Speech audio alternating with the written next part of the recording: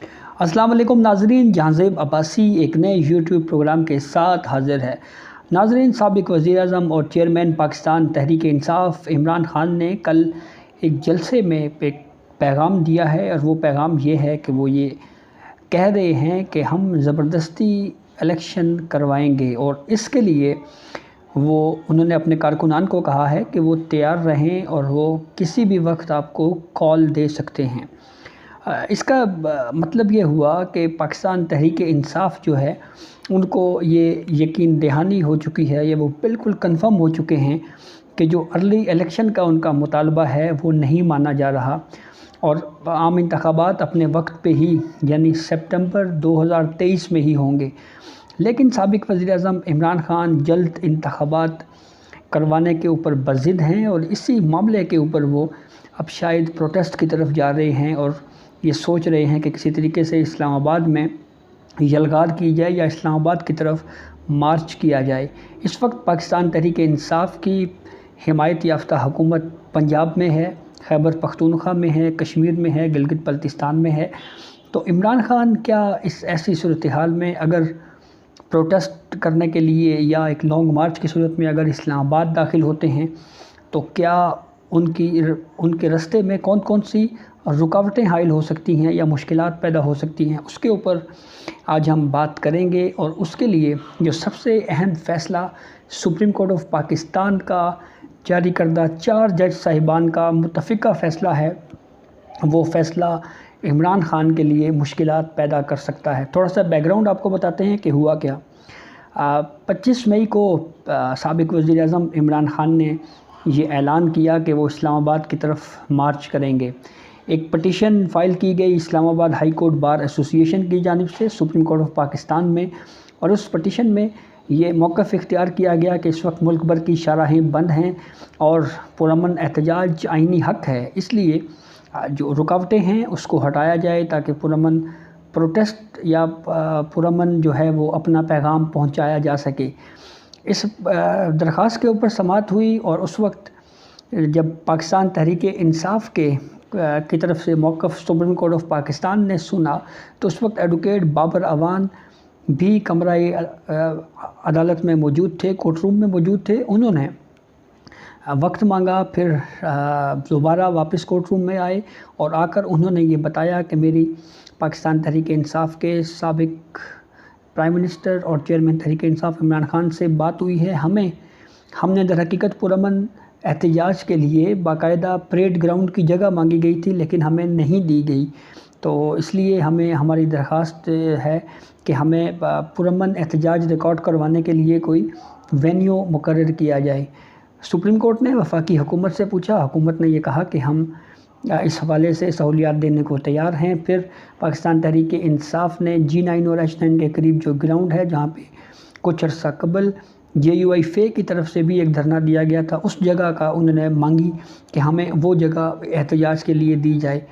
Supreme court के इस हुक्म के बाद उस जगह वफाकी हुकूमत की तरफ से मुख्तस की गई, और फिर पाकिस्तान तहरीक इंसाफ के जो मरकज़ी कायदीन हैं, कारकुनान हैं, उन सबको सुप्रीम कोर्ट ऑफ पाकिस्तान ने यह कहा कि किसी की गिरफ़्तारी ना की जाए और रुकावटें हाइल ना की जाएँ। पुरअमन एहतजाज हर शख्स का आइनी हक़ है। ये एहतजाज चल रहा था, तो इसी दौरान चेयरमैन तहरीक इंसाफ इमरान ख़ान ने कंटेनर पे खड़े होकर एक स्टेटमेंट दे दी, और उन्होंने ये कहा कि तमाम कारकुनान डी चौक पहुँचें और मैं डी चौक की तरफ आ रहा हूँ। इस ऐलान के बाद कारकुनान डी चौक पहुंचना शुरू हो गए। हालांकि सुप्रीम कोर्ट ऑफ पाकिस्तान में तहरीक इंसाफ ने ये यकीन दहानी करवाई थी कि वो अपना प्रोटेस्ट G9 और H9 के करीब जो ग्राउंड है वहाँ पे प्रोटेस्ट करेंगे। उस अदालती हुक्म को रोंदा गया, कारकुनान की बड़ी तादाद डी चौक पहुँची, सरसब्ज़ दरख्तों को आग लगाई गई, अमलाक को नुकसान पहुँचाया गया। इसके साथ साथ पुलिस एहलकारों के ऊपर तशद्दुद किया गया, और पूरी रात जंग का सा समा रहा डी चौक रेड जोन में। लेकिन फिर उसके बाद जब अगले दिन समाअत हुई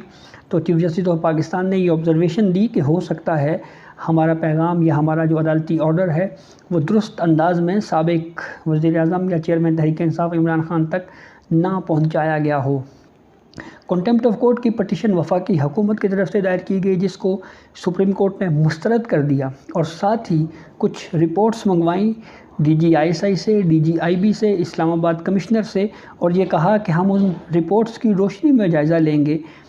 کہ آگے کارروائی چلانی ہے یا نہیں، اور وہ خود مختار یا آزادانہ کارروائی ہوگی۔ بہرحال وہ رپورٹس آئیں، اس کے بعد آج تک اس حوالے سے کوئی اپڈیٹ سامنے نہیں آئی، لیکن اس عدالتی فیصلے میں سپریم کورٹ آف پاکستان نے جہاں پہ پرامن احتجاج کو تسلیم کیا اور یہ کہا کہ یہ آئینی حق ہے ہر شخص کا کہ وہ پرامن احتجاج کر سکتا ہے، اس کے ساتھ ساتھ سپریم کورٹ آف پاکستان کے 4 ججوں نے یہ متفقہ فیصلہ دیا ہے۔ انہوں نے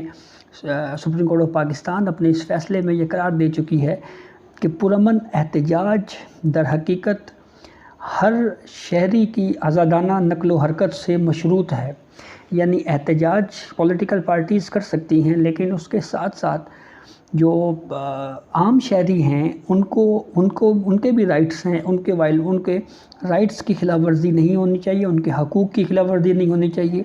آزادانہ وہ نقل و حرکت کر سکیں، اپنے دفاتر میں آ سکیں، بچے اسکول جا سکیں، ہاسپٹلس کھلے ہوں، کوئی رکاوٹ نہ ہو، اور اس کے ساتھ ساتھ پروٹیسٹ کہاں پہ کرنا ہے یہ پرمیشن دینا،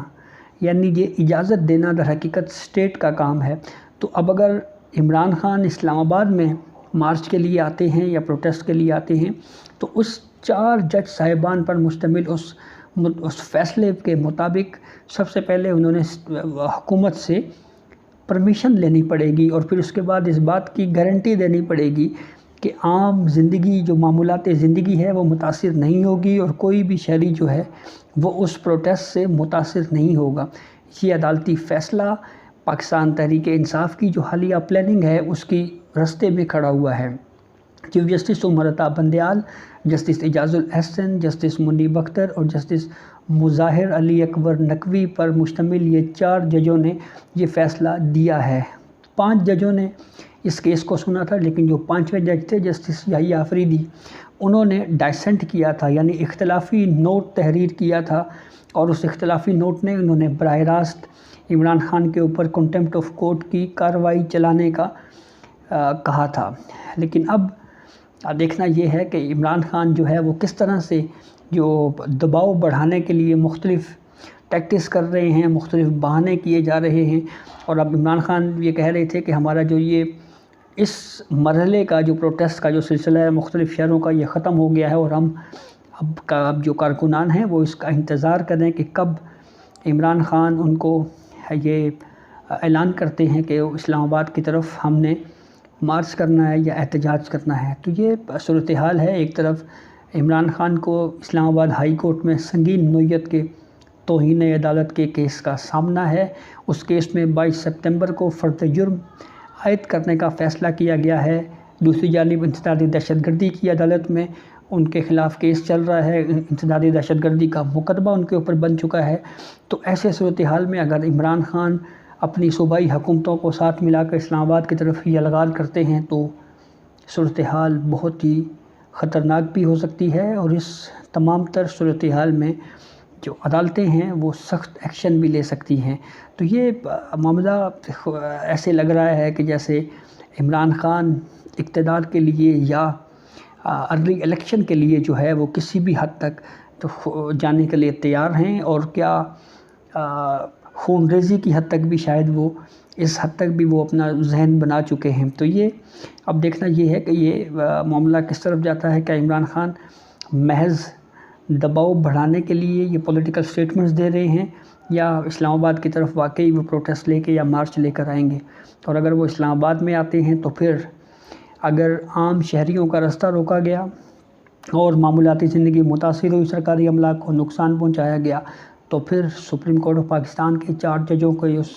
فیصلے کے بعد ہو سکتا ہے عمران خان کو کچھ اور مقدمات کا بھی سامنا کرنا پڑ جائے۔ تو یہ اب تک کی اپڈیٹ تھی، ایک بیک گراؤنڈ کے ساتھ ہم نے آپ کو صحیح تفصیل بتائی۔ اجازت دیجیے، اللہ حافظ۔